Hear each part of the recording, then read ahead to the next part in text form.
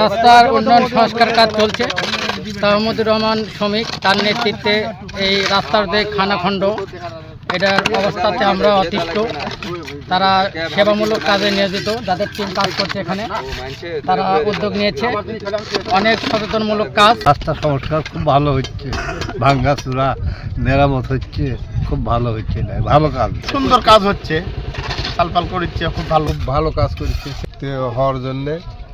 এই কাজটা খুব উদ্যোগী নেওয়ার জন্য আমি ছেলেদেরকে সকলকে ধন্যবাদ জানাই। বিলের মধ্যেকার যে রাস্তা, এটা জনাব অ্যাডভোকেট এম দুলু সাহেবের নির্দেশে আমরা নিজ উদ্যোগে যুব সমাজের ছেলে পেলে পরিষ্কার এবং সংস্কার করে দিচ্ছি। রাস্তা ব্রিজে উঠতে যে খানাখন্দক হয়েছে, জনগণের দুর্ভোগ নিরসনের জন্য আমরা এই উদ্যোগ নিয়েছি।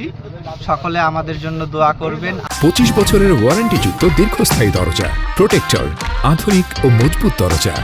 হালতির বিলের বিভিন্ন জায়গায় যে ব্রিজগুলো আছে, ব্রিজের উঠানামার নানান রকম অসুবিধা। এটি অসুস্থ রোগী গেলে ঝাঁকি দেয়, যার ফলে অনেক কষ্ট হয়, মানুষের ভোগান্তি হয়।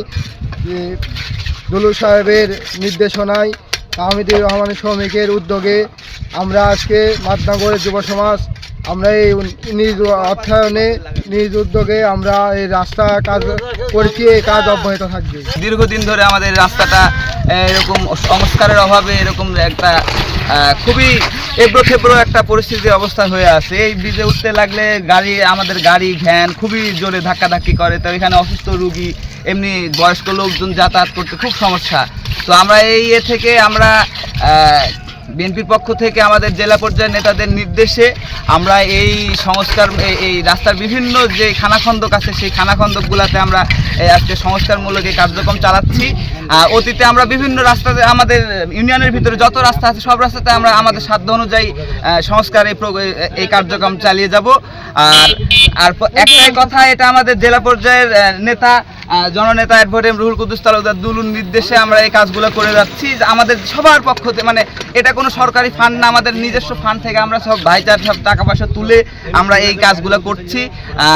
আর সবার কাছে একটাই আকুল আবেদন থাকবে যে যার মতন আপনারা যাতে আমাদের গ্রামের উন্নয়ন হয়, এলাকার উন্নয়ন হয়, এই কার্যক্রমে একটু অংশগ্রহণ করবেন।